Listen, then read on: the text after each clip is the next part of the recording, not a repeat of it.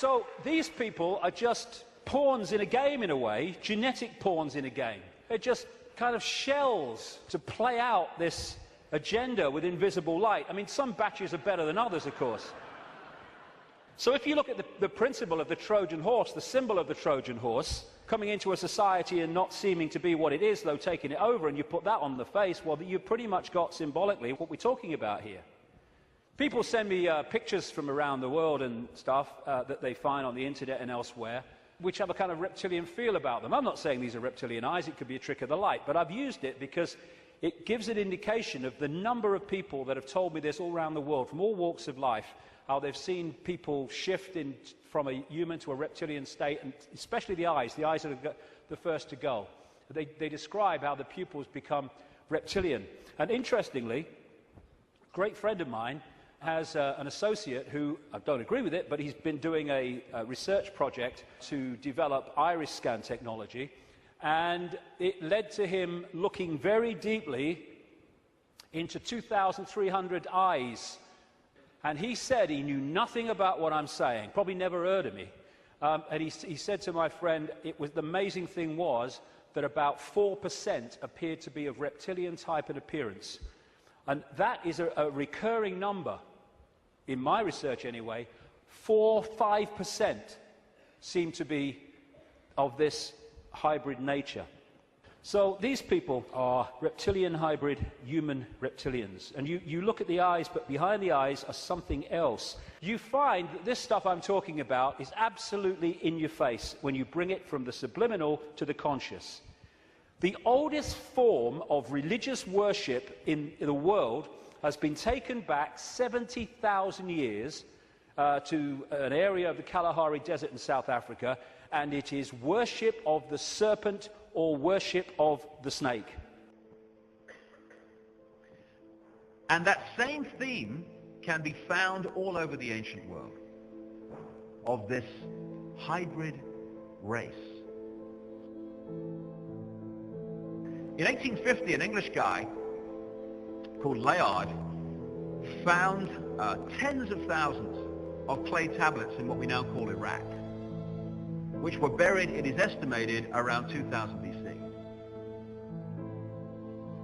And they tell the story of that area of the world, which we now call Iraq, which, of course, spawned the Sumer society, which even conventional history says was the cradle or a cradle of modern civilization.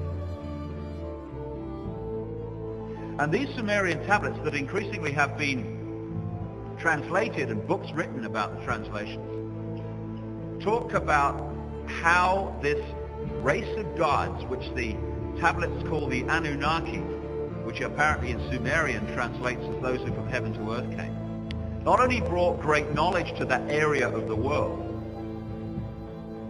but interbred with humans, creating crossbreed hybrid race, the Nephilim, who cause mayhem.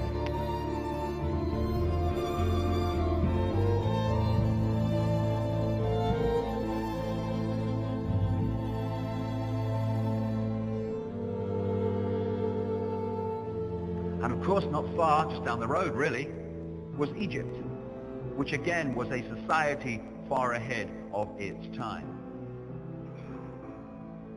And what's interesting about those two cultures is the normal course of evolution is to start at one level, and through trial and error and learning, you evolve to a higher level. Both of those societies started at the peak of their existence and gradually fell away. The opposite of what you would expect.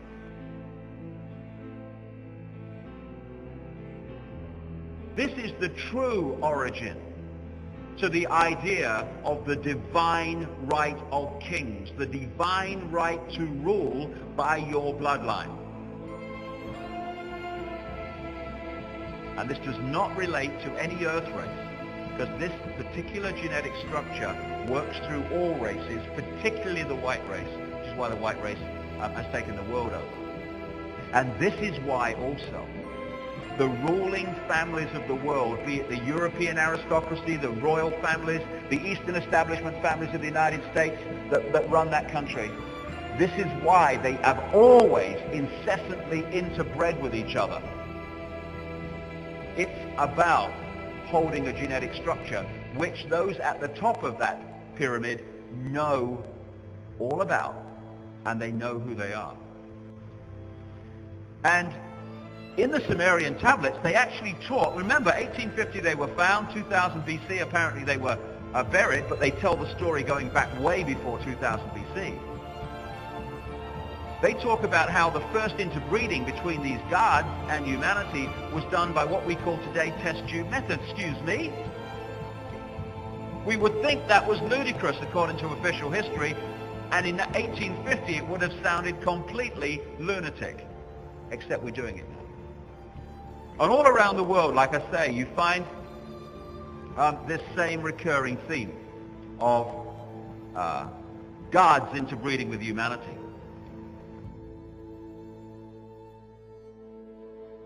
Where did that knowledge come from? Have a guess. So around the ancient world, again, this is the Hindu culture. You find in the Vedas and these other texts and legends stories of these high-tech gods warring in the sky and bringing knowledge to humanity of various kinds.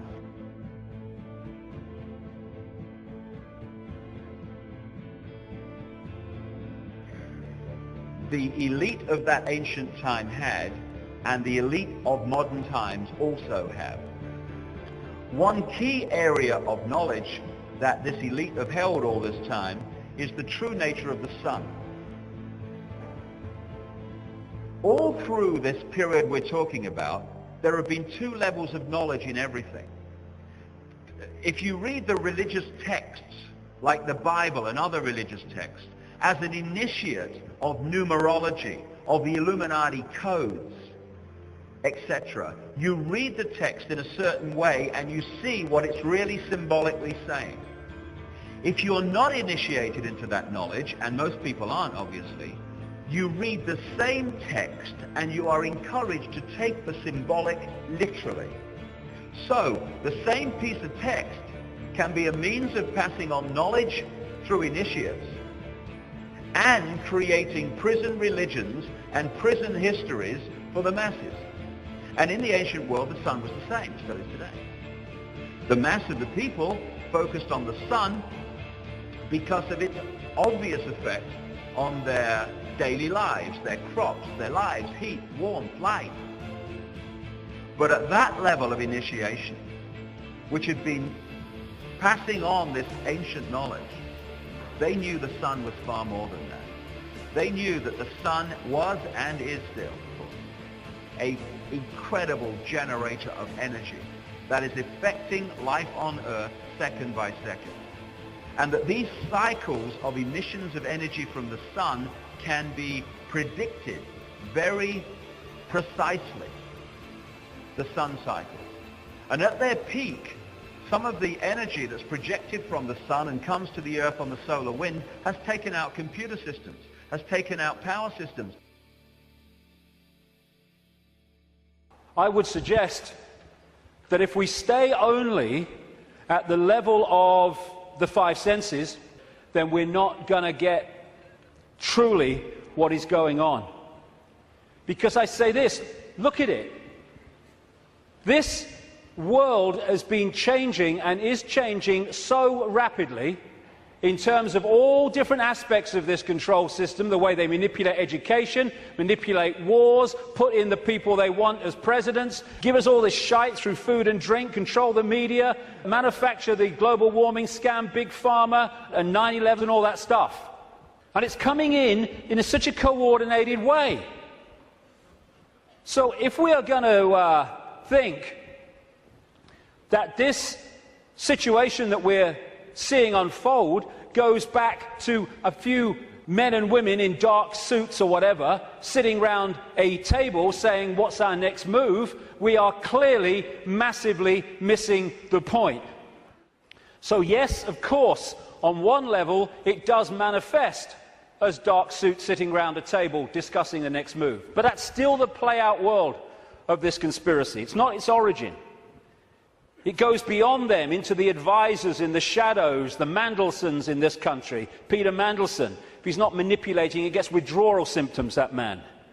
And into the Rahm Emanuels, ditto, in America, the controller, handler of Barack Obama. It goes into deeper levels, beyond them, deep in the hidden secret society network. And eventually, it goes out of this dimension. And that's where this whole thing is really coming from. Beyond the frequency range of visible light. And it involves non-human entities. Some of them people call the Greys. The main ones, I would say, and have been saying for a long, long time, take a reptilian form.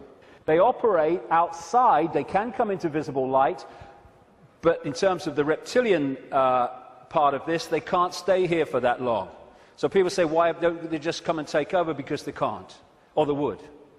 They can come for so long, but their vibrational difference, incompatibility, means they have to leave. They can't stay for long, although there are technological ways they can stay for longer. And they operate outside visible light, and they manipulate this reality through bloodlines, interbreeding bloodlines, that I'll come to. And we call them the Illuminati families. So, we operate with invisible light, but outside of that, sharing the same space, is infinite other worlds, and so-called UFO comes into this reality. Because it's coming into visible light from where we cannot decode, it just seems to appear out of flipping nowhere.